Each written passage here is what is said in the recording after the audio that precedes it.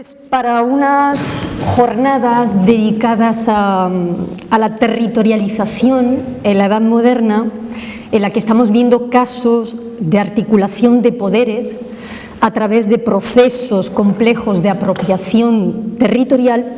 puede resultar curioso que yo haya elegido un territorio de la monarquía española, las Filipinas, considerado como zona de paso,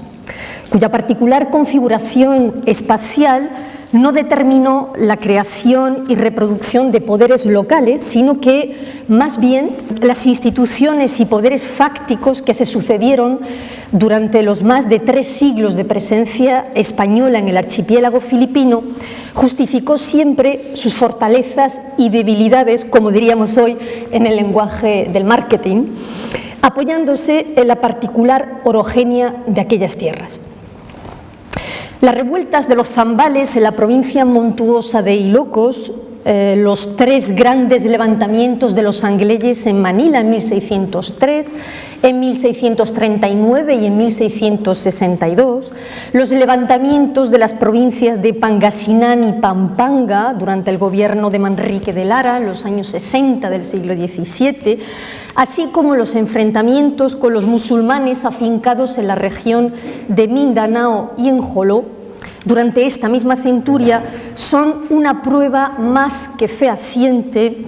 de la debilidad del poder civil para controlar los territorios insulares y, al mismo tiempo, una señal de la importancia que tenían las jurisdicciones eclesiásticas en la resolución de aquellos conflictos. En aquella nueva configuración territorial que se había erigido en el Pacífico, se desarrolló una sociedad de carácter colonial, esencialmente móvil y consciente de hallarse alejada de todo, como decían en su correspondencia con la corona los españoles que allí se afincaron. En Filipinas, por lo tanto, la noción de disciplina del espacio adquiere consideraciones menores que en el continente americano, convirtiéndose en una zona de autoridad periférica y subalterna al virreinato de Nueva España. Tenemos, pues, que focalizar el análisis de la autoridad metropolitana en el archipiélago partiendo del modo en que el gobierno de la monarquía hispánica se dedicó a territorializar la obediencia, planteándonos así algunas preguntas. Por ejemplo, ¿a quiénes había que rendir obediencia y bajo qué condiciones? ¿Quiénes eran los desobedientes a la autoridad y cuáles fueron sus límites a la monarquía o a la autoridad monárquica? Para responder a estas preguntas me voy a centrar en el trabajo que realizó la Orden de San Agustín en ese proceso de territorialización de la obediencia en Filipinas, ya que fue una de las comunidades religiosas que mejor supieron ejercer el control sobre el espacio y sus poblaciones, tanto fuera como dentro de la Orden. He realizado un pequeño plan de mi presentación para facilitarles un poco su seguimiento. En un primer momento voy a hablarles de la presencia de los frailes agustinos en Filipinas como agentes garantes de la obediencia a las autoridades metropolitanas. A continuación, les voy a explicar los mecanismos de la desobediencia dentro de la Orden de San Agustín y, para terminar, mencionaré solamente por encima cuáles fueron los principales obstáculos que pusieron freno al proyecto agustiniano de monopolio jurisdiccional de la evangelización durante todo el 600. Bien, para poder entender la influencia que la Orden de San Agustín tuvo en aquellas islas como agentes de territorialización, debemos remontarnos a 1565, año en que 5 frailes ermitaños de la congregación participaron en la expedición guiada por el monje marino Fray Andrés de Urdaneta, que fue el descubridor del tornaviaje o de la vuelta del poniente. Es un personaje esencial en la historia de las Filipinas españolas, del que nuestra compañera Susana Truchuelo coordinó, si no me equivoco, un libro colectivo en 2009. Aquellos agustinos se embarcaron para la conquista espiritual de las más de 1.400 islas que constituían el archipiélago magallánico, convirtiéndose desde el inicio en una de las comunidades con mayores prerrogativas en materia de evangelización. En menos de 10 años, los padres Alba, Jiménez, Herrera y Rada ya habían fundado los llamados pueblos parroquia en las islas de Camarines, Cebú, Masbate y Panay. El 7 de julio de 1571 llegó otra embarcación desde Nueva España con otros 6 frailes de la misma orden con la intención de organizar la primera visita pastoral, en este caso visita provincial, y establecer las instrucciones de administración espiritual que debía gestionar la orden. Fray Diego de Herrera, entonces padre de la provincia, proveyó lo necesario para celebrar el primer capítulo provincial de la Orden en 1572, fecha que podríamos considerar como punto y final del monopolio evangelizador de los agustinos en Asia. El gobernador Francisco de Sande avisó al rey en una carta de 1580 de que los agustinos habían tomado ya lo mejor de la tierra. Entre 1581 y 1587 empezaron a desembarcar las principales órdenes representadas en la Iglesia hispánica. En la centuria siguiente, me refiero al siglo XVII, llegaron los reformados o recoletos. En 1606 llegaron los frailes recoletos o descalzos de San Agustín, que provenían de la rama reformada castellana de 1588, y allí fundaron la provincia de San Nicolás de Tolentino. Es importante mencionar y distinguir el nombre de las provincias porque la labor de los religiosos dependía esencialmente de los privilegios que la corona concedía a cada una de las congregaciones.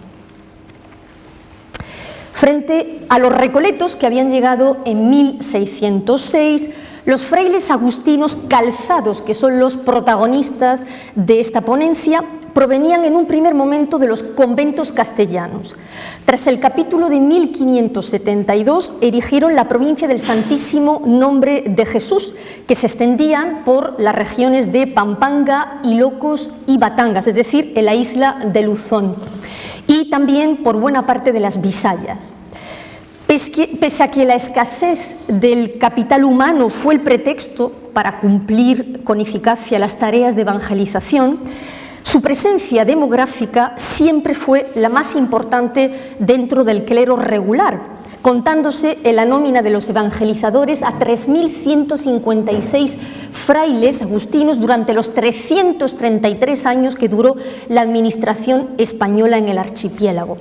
Si nos detenemos en los datos de un informe de 1622, podremos constatar que el peso que tenía esta congregación en relación con las de otros misioneros fue enorme. Tan solo dentro de la jurisdicción arzobispal de Manila había 98 parroquias a cargo del clero regular, de las cuales 33 eran administradas por 56 agustinos, es lo que nos da el 30% de presencia agustiniana en Manila. Los agustinos ermitaños no solo se extendieron y asentaron a lo largo y ancho de la geografía insular para someter a los pueblos a la obediencia confesional de su jurisdicción espiritual, sino que también lograron encumbrar a 2 de sus hermanos a la sede arzobispal. Fray Miguel García Serrano obtuvo la mitra en 1618 y Fray Hernando Guerrero llegó a ella en 1634. En total fueron 23 años de gobierno agustiniano sin interrupción al frente de la catolicidad en el Pacífico, el periodo más largo en manos de un miembro del clero regular. De algún modo, esto permitió a la congregación mantener bajo control la política evangelizadora del archipiélago y, sobre todo, frenar las exigencias de los padres criollos, llamados gachupines o forasteros, que venían directamente de Nueva España para copar las funciones de la administración espiritual. Con la audiencia y los miembros del gobierno civil, también los agustinos fueron forjando su propia historia insular. Las ceremonias de recibimiento del Real Sello, es decir, la ceremonia en la que se pretendía de forma simbólica y propagandística representar la arquitectura del poder regio, tenían lugar en la iglesia de los agustinos, el único edificio que quedó en pie después del terremoto de 1645. Allí también se bendecían las banderas de los regimientos y se hacían honores a las fuerzas militares. Sin embargo, no todo fueron homenajes. Su notable presencia en el espacio público les dio también licencia para atacar a las instituciones civiles cuando éstas no satisfacían sus pretensiones de control territorial frente a otras órdenes. Con el gobernador Diego Fajardo, que llegó a las islas en 1644, tuvieron que defenderse ante las autoridades metropolitanas cuando se enteraron de que los había difamado en su correspondencia con la corona, diciendo que los frailes comerciaban con cualquiera, no pagaban a los indios su trabajo y usaban la violencia. La acusación no estaba infundada, ya que en agosto de 1630 el gobernador Niño de Tábora, el precedente, mandó una carta a Felipe IV en la que narraba el caso de corrupción del agustino Fray Pedro García, procurador de la provincia y hermano del arzobispo Fray Miguel García Serrano. Este fraile Pedro García murió en alta mar junto con otros frailes de su congregación realizando el trayecto de regreso a Acapulco en el galeón de Manila. Al fraile lo encontraron con un total de 32.000 pesos en diamantes y en seda, extraídos, según el gobernador, de los pueblos de indios, lo que explica la denuncia del gobernador cuando apunta que, y cito, estos religiosos en las Filipinas, aunque trabajan mucho en sus principios, ahora atienden ya más a sus granjerías que a la doctrina de los indios. Con imputaciones de este calibre, lo que hizo el gobernador fue formalizar una declaración de guerra a los agustinos con la intención de recuperar el control sobre los medios de producción que estaban en sus manos en los pueblos de las afueras de Manila. El abuso del trabajo de los indios por parte de los padres agustinos era ya uno de los argumentos que más utilizó el gobernador Tábora entre el verano de 1626 y julio de 1632, acusándolos de ser, y cito, muy dueños de las voluntades de los indios, dando a entender que en la suya consiste la quietud o inobediencia de ellos. Sin embargo, al no ser un tema que provocase una inmediata remodelación de las provincias administradas por los agustinos, el gobernador intervino rápidamente en asuntos del gobierno interno de la provincia, en el caso de la polémica regla de la alternativa, es decir, permitir el acceso a todos los oficios de la orden, tanto a los frailes castellanos como a los que provenían de Nueva España. Niño de Tábora dio noticias precisas al rey de la oposición de los definidores castellanos, que los definidores castellanos mostraron al breve de la alternativa que dio Gregorio XV en 1621, insistiendo así en la existencia de banderías desobedientes en el seno de la familia agustiniana, un fenómeno que tendía a menguar los territorios de evangelización.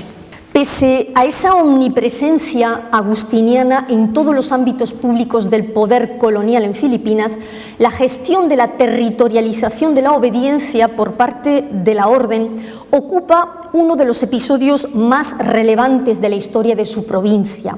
Bien es sabido que la insubordinación de los agustinos aparece ya en las fuentes como factor principal de su mal gobierno espiritual en las islas, al menos si nos atenemos a la ingente documentación que reunió el padre Isacio Rodríguez en los 22 volúmenes de su historia de la provincia que redactó entre 1965 y 1988. Este concepto de insubordinación ha sido objeto recientemente de nuevas interpretaciones que tienen en cuenta varios elementos del comportamiento clerical en aquellas tierras: la intromisión de los agustinos en asuntos de jurisdicción real, el ir acompañados de escribanos que pretendían resolver causas de indios, la publicación de bulas y breves que ignoraban los oficiales del Consejo de Indias, la nominación a cargos del gobierno provincial sin la aprobación del prelado o, por ejemplo, impedir al mismo obispo que realizara sus obligadas visitas pastorales, tal como lo exigían los decretos tridentinos. Estas acciones eran consideradas signos de una clara insumisión a la autoridad real y pontifical. La insumisión que tantos agustinos manifestaban hacia sus superiores jerárquicos tiene visos, a mi modo de ver, tiene visos de movimiento estructural, un fenómeno que pronto empezó a traducirse en una clara negligencia del ministerio pastoral. Esto significa que la Iglesia filipina comenzó a centrarse en la supervisión directa de sus ministros como actividad prioritaria, lo que situaba a la misión de evangelización en un segundo plano.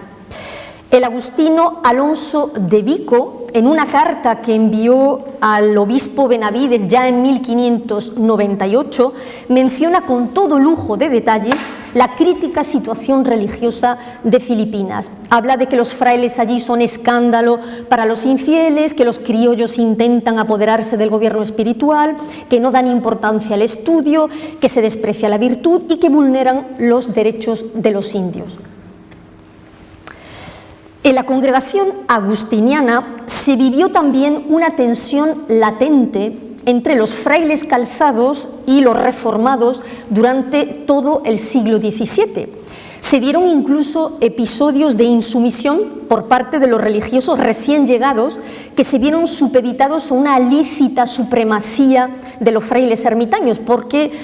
al ser los primeros en llegar, se sentían que eran los cabecillas de la dirección espiritual en aquellas tierras. Los frailes reformados llegaron con la intención de vivir la aspereza de la obediencia, algo que no era soportable para todos los frailes en tierras de por sí ya hostiles al hombre europeo. Las demandas enviadas en 1610 a Felipe III por el prior y los religiosos del convento agustiniano de San Nicolás en Manila dan fe de aquella tensión existente en el espacio conventual de la Orden de San Agustín. Ninguno de aquellos religiosos albergaba un deseo de sustraerse a la obediencia, sino simplemente conservar su instituto siguiendo las reglas de confraternidad que debían respetarse en el espacio novohispano. Aquellas reglas de confraternidad fueron creando espacios de jerarquía y obediencia dentro de la Iglesia filipina que no siempre fueron respetados o comprendidos. La falta de control sobre la provisión de cargos dentro de la archidiócesis representó uno de los principales motivos de aquella desobediencia estructural o corporativa. Tenemos un buen ejemplo en el caso del agustino Fray Pedro de Aguirre. En junio de 1607, con la idea de obtener unas prebendas en la catedral, pidió una audiencia en la corte. Allí solicitó personalmente a Felipe III una dignidad para su hermano de hábito, Bernardo de Sosa, y una canonjía para Diego López de Corbera, sobrino de Fray Lucas de Salas, otro fraile de la misma congregación. Se trataba de una situación que oscilaba entre el patrimonio de la meritocracia y la corrupción sistémica.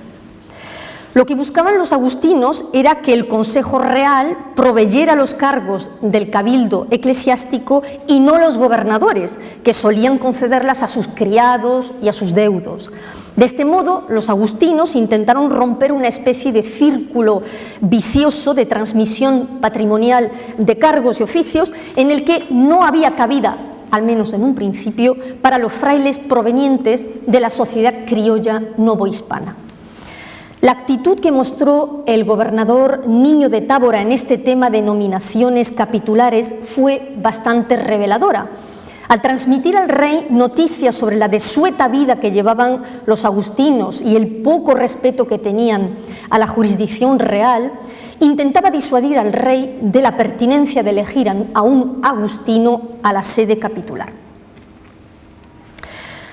Las reglas de confraternidad también se degradaron ante la polémica del breve de la alternativa que mencioné anteriormente. Una situación que obligó no solo a la comunidad agustiniana, sino a todos los representantes del gobierno filipino a remodelar los espacios de obediencia entre los diferentes actores de la evangelización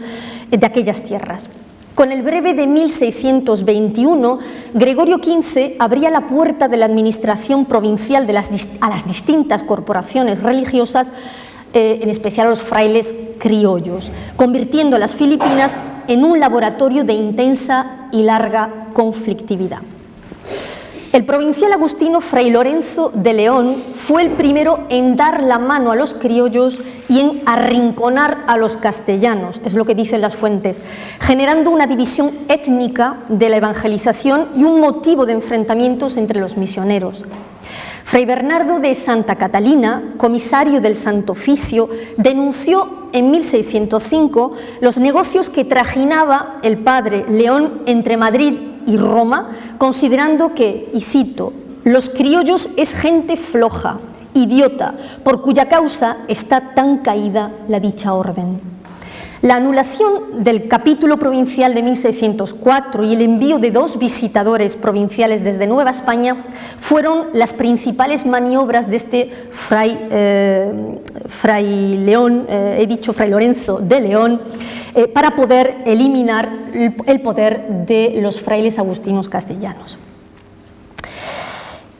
De este modo surgieron 2 bandos o parcialidades muy bien diferenciadas. Por un lado, los favorables a una suerte de democratización en el acceso al gobierno de la provincia y, por otro lado, los que estaban abiertamente en contra. Con todo, estos bandos tendieron a reconsiderar sus posiciones a lo largo de más de 30 años, cuando estaba en riesgo la defensa de un interés generalizado para la monarquía hispánica. La declaración de oposición que hicieron los frailes castellanos, renuentes al mestizaje clerical, fue transformándose paulatinamente en una insignia corporativa de los agustinos ermitaños, sobre todo a partir de la protesta que elevó Fray Francisco Giral, prior del convento de San Felipe, en julio de 1623, pidiendo que el general suspendiese la ejecución del breve de la alternativa hasta que el Consejo de Indias tuviese más información. Hasta entonces, lo que menos les importaba a aquellos frailes insulares era incurrir en la pena de desobedecer a las órdenes del rey o del papado, como lo prueba el hecho de que tampoco aceptaran en los capítulos posteriores el breve otorgado por Urbano VIII en 1626 y en 1628.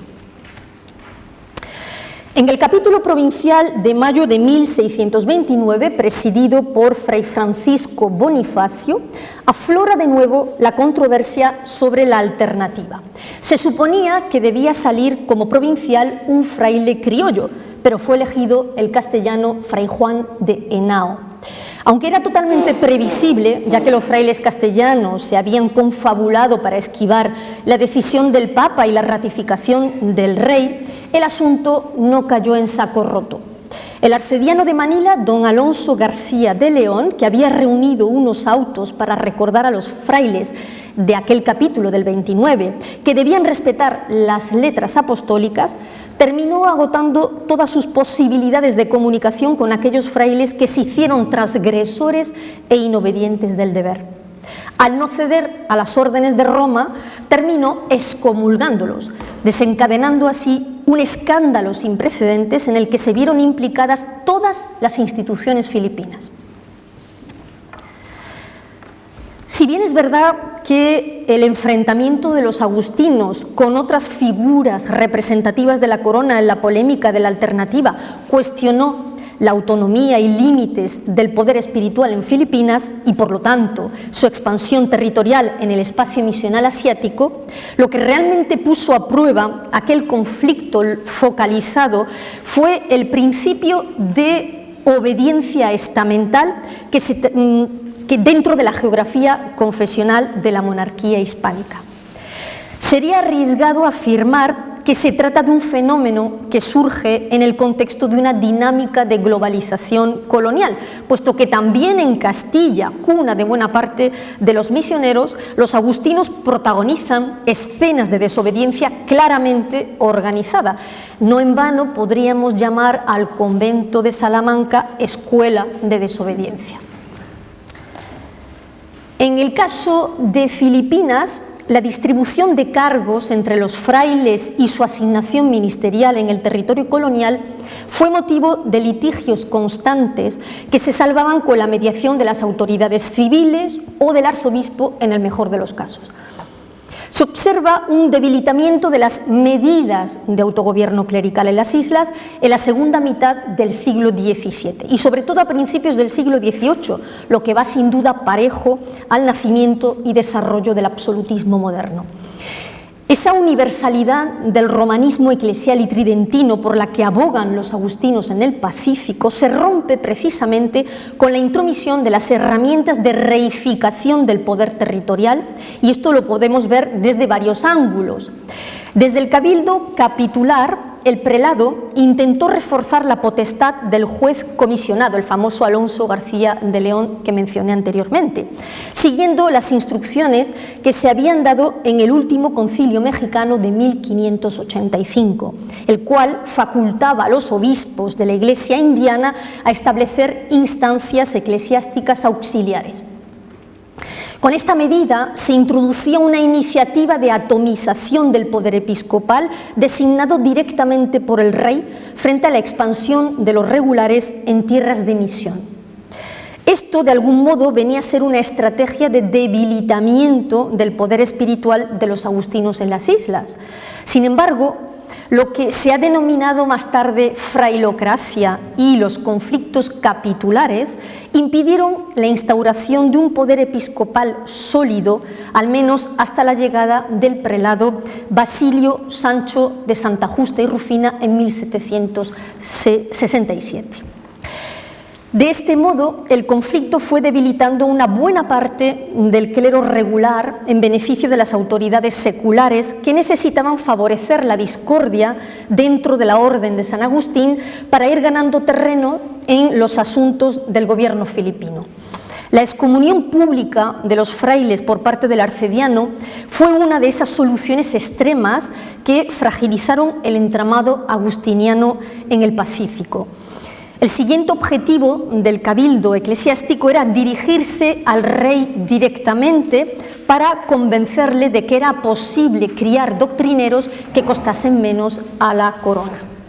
Desde la audiencia, también los oficiales del rey ensanchan la fractura del poder espiritual, puesto que temían adoptar una posición contraria a la que defendía Madrid.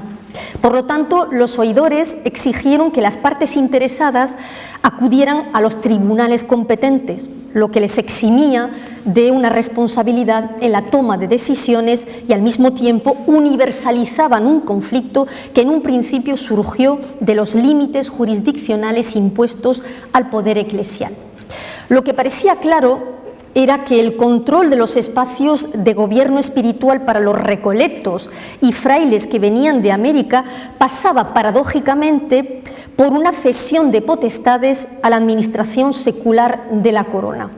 Eso explica la promoción de las minorías criollas de algunos encomenderos o capitanes, como por ejemplo Francisco Carreño, Cristóbal de Mercado. Todos ellos se mostraron hostiles, salvo en algunas excepciones, al imparable avance de los regulares sobre la tutela de los indios, puesto que como casta militar y comercial aquellos hombres se vieron despojados de derechos en una tierra de reducidas oportunidades. Y como notas de cierre, me parece necesario añadir algunas reflexiones sobre la idea de obediencia y sobre los modelos de construcción del territorio por parte del clero regular. Si la aceptación de los principios de organización eclesial en Filipinas y la sumisión a las decisiones que emanaban de los conventos castellanos fueron modalidades de obediencia, La oposición de aquellos mismos guardianes del orden a un breve dado por el Papa y refrendado por el rey cuestionó la obediencia del clero regular en Filipinas, sobre todo la de los agustinos.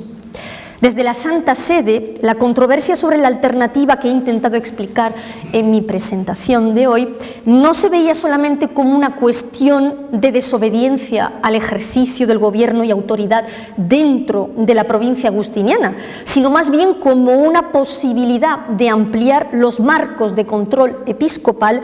en el Pacífico y sobre todo sobre una comunidad de misioneros con una formación y una herencia social muy diferentes a los que traían los frailes castellanos.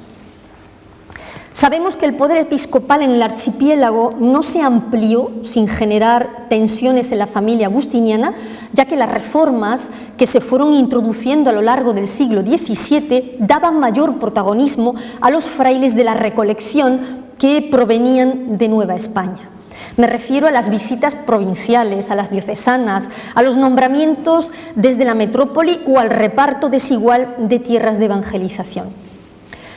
Para hacer frente a la proliferación de movimientos de desobediencia, la Iglesia filipina también tenía sus propios resortes de autocontrol y preservación: el derecho canónico, el auxilio de la fuerza, la práctica de un ministerio pastoral dedicado a la teologización del territorio misional.